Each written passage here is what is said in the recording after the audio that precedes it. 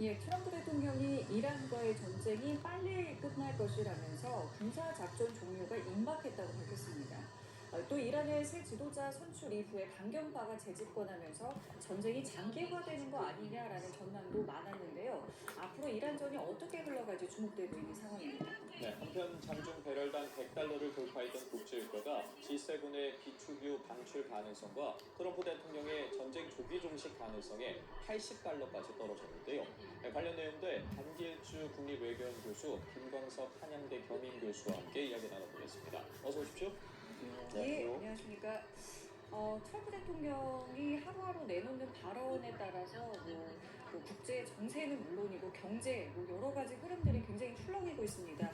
자, 오늘 트럼프 대통령이 기자회견에서 했던 발언부터 좀 살펴보면 이란과의 전쟁이 빨리 끝날 것이다, 거의 끝났다, 군사작전 종료 시점이 임박했다라는 뜻을 이제 밝혔습니다. 일단은 이 내용 어떻게 보셨는지 먼저 좀 듣겠습니다. 예, 트럼프 대통령이 한 발언은 크게 두 가지 의미를 가진다고 보는데요. 지금 미국은 두 개의 전선에서 싸우고 있습니다. 국내 전선과 이란 전선인데, 국내 전선에서는 미국 국민들을 향해서 이 전쟁이 상당히 성과를 거두고 있다라고 얘기함으로써 지금 수세에 몰리고 있는 국내 정치의 여건을 좀 뒤집으려고 하는 그런 의도가 좀 있는 것이죠. 예. 그리고 이란 전선에서 본다고 하면 이게 장기적으로 가게 될 경우에는 중간 선거뿐만 아니라 결국은 미국이 전쟁이라는 늪에 빠지기 때문에 출구 전략을 가져가야 되는데, 출구 전략의 여건을 조성하는 측면에서 얘기했다. 아직 출구까지는 가진 않더라도 네. 출구 전략의 여건을 조성해야 된다라는 의미가 있는 것 같아요. 근데 좀 더 이제 짚어보면 이번 기자회견에서 강조했던 부분이 도드라진 게 미사일과 드론 같은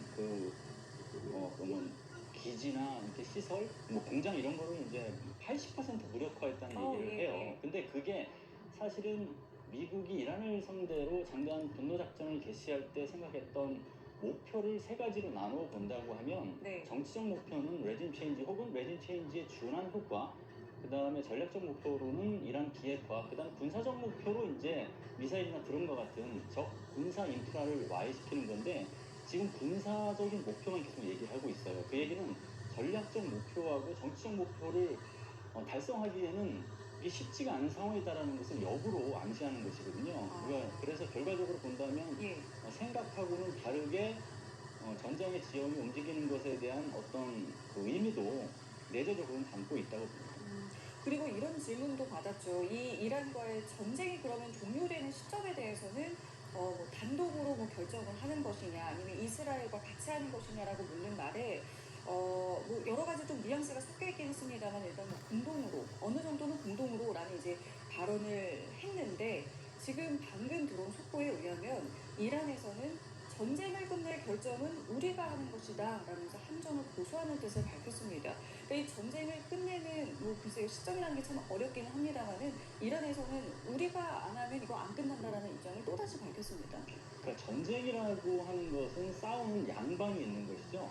그 한쪽에서 전쟁을 끝내고 싶다 하더라도 그 전쟁을 끝내는 것 자체가 이제 쉽지가 않습니다. 아무리 강대국이라 하더라도. 그래서 시작은 미국과 이스라엘이 했지만, 이 상황에서 이제 또 반격을 가하는 이란이라는 또 행위자가 있기 때문에 두 진영 간의 상호작용을 통해서 종전이라는 게 있는 것이기 때문에 일방에서는 할 수가 없다. 다만 미국과 이스라엘이 종전에 대해서 같이 이제 결정할 것이라는 뉘앙스를 한 것은 네. 그 전쟁의 시작이 가치였다라는 것에 이제 뉘앙스를 둬야 될 것 같아요. 미국이 굉장히 이례적으로 중동에서의 작전은 보통 다국적군 작전을 진행했거든요. 유엔 안보리 결의가 통과되면 유엔 차원에서 작전을 할 수가 있지만, 그게 이제 중동에서 안 됐기 때문에 대체 카드로 꺼낸 게 다국적 작전이었는데, 이번에는 미국과 이스라엘이 두 국가만 해서 공습을 가져갔단 말이죠. 그렇게 시작을 이례적으로 했기 때문에 종전하는 과정에서도 같이 해야 된다라는 이제 뉘앙스를 담은 것이라고 보는데, 여기에서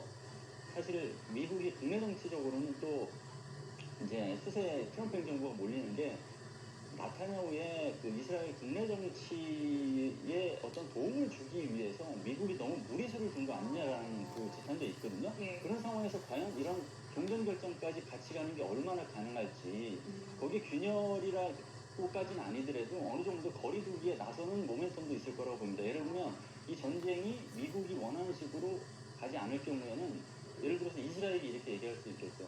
미국이 해줄 수 있는 거는 다 해줬다. 이제는 이스라엘 나머지는 다 책임져라.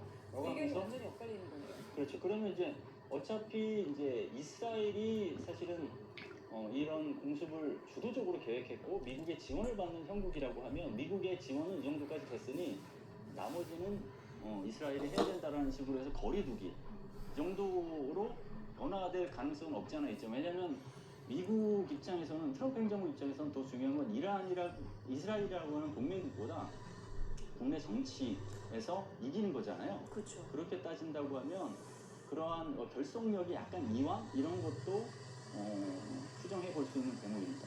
앞서 교수께서 전쟁의 당위성에 대해서 말씀을 해주셨습니다. 그 부분과 관련해서 트럼프 대통령도 의식을 하고 있을 텐데 트럼프 대통령이 이란을 지금 막지 않으면 핵 개발을 계속할 것이고 그 핵이 미국 본토까지 겨냥할 수 있다라고 입장을 밝혔습니다. 실제 트럼프 대통령의 발언처럼 이란을 공습할 만큼 이란의 핵 개발과 이 미 본토 가능성에 대한 위험 높았던 상황이라고 보십니까? 사실 트럼프 대통령의 발언은 국제법적으로 보면 용인되지 않는 예방 전쟁, 예방 타격을 사실은 했다라는 것을 시인한 발언이거든요. 과거 이스라엘이 핵무기를 개발하고 있는 시리아와 이라크를 상대로 핵 프로그램이 초기에 가동될 때 예방 타격을 통해서 다 무력화시켰거든요. 그러한 어떤 이스라엘식 모델을 그대로 따라간 측면이 있거든요. 근데 이제 선제 타격과 다르게 예방 타격은 국제법적으로 용인되지 않는 거거든요. 왜냐하면 앞으로 2, 3, 30년 후에 엄청난 위협이 될 것이니까 미리 그 싹을 자르겠다라고 하는 게 예방 타격인데 그렇게 따지면 세상은 전쟁 없이는 하루도 지나지 않는 그런 세상이 되거든요. 그러니까 그런 측면에서는 약간 그 발언 자체의 어떤 그 전략적 수세의 어떤 몰입 가능성이 없지 않아 있고요. 그리고 명분이 이제 사실은 없다 보니까 이 명분이라는 방향성이 굉장히 여러모로 바뀌었어요. 왜 시작을 했냐라고 얘기했을 때 이스라엘이 예방 타격을 얘기할 때 미국은 선제 타격을 얘기했었거든요. 임박한 위협이다. 그 임박한 위협은 가만히 있으면은 지금 이란이 미군 기지를 향해서 무기를 발사하기 준비시켜 놨기 때문에 그걸 사전에 제압해야 된다는 식으로 얘기를 했어요. 그것도 예, 이제 예. 그 시작을 또 이제 뭐 이란이 시작이냐 이스라엘이 시작이냐 이거 갖고 또 혼선이 있었는데 지금은 또 그 임박한 위협이 아니라 먼 미래의 위협에 대해서도 얘기하잖아요. 네. 그거는 명분이 사실은 불분명하다는 것을 어떻게 보면 넌지시 그냥 밝히게 된 것처럼 돼버린 거죠. 자, 그렇기 때문에 지금 이 트럼프 대통령이 이 부분을 계속 어쩌보면 좀 강조를 하고 있는 상황이고 또 오늘 기자회견에서 푸틴 대통령과 전화 통화했다. 약 1시간 정도 했다라면서 이 부분도 밝혔는데 글쎄요. 굳이 언급을 어쨌든 하고 전화 사실을 밝힌 거 아니겠습니까? 그 의도도 궁금한데요. 푸틴 카드를 들고 나온 것은 저는 두 가지라고 보는데요. 먼저 러시아가 이란하고 군사적으로나 정치적으로 굉장히 돈독한 관계잖아요. 예. 그런 관계에서 이란에 대한 영향력을 좀 행사해달라. 그 영향력 행사는 뭐냐면 트럼프 대통령이 얘기했던 것처럼 신정체제는 용인해 줄 테니 그 신정체제 하에서 친미 행보를 보이면 가능하다. 이런 식으로 해서 어느 정도 중간에 통로를 만들기에 조치를 해달라. 이런 이제 주문이 있을 가능성이 높고요. 다만, 역할을 좀 해달라. 예. 근데 그 주문을 러시아는 이렇게 바뀌었죠. 그게 아니라, 그래, 미국과 이란의 이런 전장에서 러시아가 그럼 중재자 역할을 해주지라고 하면서 국제적 지위를 높이려고 하는 식으로 판을 이끌어갈 가능성이 높고요. 두 번째 배경은 최근 들어 그 이란이 그 미국에 대한 목표물 타격할 때 러시아가 정보를 제공했다라는 예. 정황이 있었어요. 네네. 그러니까 러시아가 그런 정황이 나타나고 있는데 앞으로 이게 사실인지 아닌지는 모르겠지만 네. 이란에 대한 이런 지원을 하면 안 된다라는 경고의 의미를 담아서 이런 통화를 1시간가량 가진 것으로 보여지고요. 근데 이것도 마찬가지로 러시아는 이걸 경고로 받아들이는 게 아니라 러시아가 이란을 활용을 해서 영향력을 높일 수 있구나. 그래서 대미 레버리지를 높일 수 있구나라고 해서 그 부분을 파고들 가능성이 높습니다. 그래서 상호 간에 미국이든 러시아든 간에 국익과 지금 상황을 자국인이 유리한 판으로 끌고 오기 위한 어떤 전략적 수싸움이 되게 치열하다고 봐야겠죠. 그러면은 푸틴 대통령이 이번에 이란의 최고 지도자 선출에 대해서 축하한다라고 말한 것 또한 그런 전략의 측면으로 볼 수가 있는 겁니까? 그거는 이제 러시아가 그 이란에 대한 영향권 혹은 세력권이라고 하죠. 국제 정치적으로 세력권을 유지하기 위해서 어떠한 노력을 해야 되는데 지금 이란이 위기 시기에 아무것도 안 하면 지금까지 구축해왔던 사실 이란에 대한 세력권은 냉전 시절로 돌아오거든요. 세력권 유지를 놓고 당시 미국과도 막 싸우고 그런 과정에서 이란의 그 정부가 바뀌고 이런 것들이 있었거든요. 그래서 지금 신냉전 체제에서 러시아가 이란에 대한 세력권을 유지하고 있는데 이런 위기 시에 아무것도 안 하면 그렇게 구축해놓은 세력권이 무너지거든요. 그러니까 예. 신정 체제를 존중한다는 식으로 얘기해서 세력권으로서 어떤 관리를 하는 그런 지략이 녹아있다고 볼 수 있습니다. 그렇다면 이에 영향을 받고 있는 시장의 상황도 좀 짚어보도록 하겠습니다. 트럼프 대통령의 전쟁 마무리 수순 발언에 뉴욕 증시 3대 주가 지수도 반등을 했습니다. 그렇습니다. 하락 출발했는데 반등을 했고 이 같은 발언이 증시에 적용을 되고 있는데 저희가 앞서 속보로 전해드린 것처럼 조금 전에는 이란에서 전쟁 끝낼 결정을 우리가 하겠다라는 발언이 나왔습니다. 이러한 발언들 하나하나가 지금 영향을 미치고 있습니다. 네, 정확히 진단을 해주신 것 같습니다. 좀 큰 틀에서 정리를 먼저 해본다면 중동 전쟁이 발발하기 전까지의 소위 코스피 주식시장의 모습을 유동성 장세라고 좀 정의 내리면 어떨까. 근데 이제 중동 전쟁이 발발한 이후에 이 코스피 장세를 변동성 장세라고 규명하면 어떨까 이렇게 의견을 드리고요. 계속 일희일비하는 겁니다.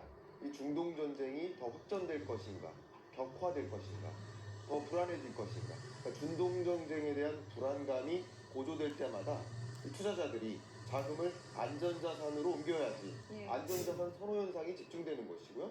위험자산을 버려야지.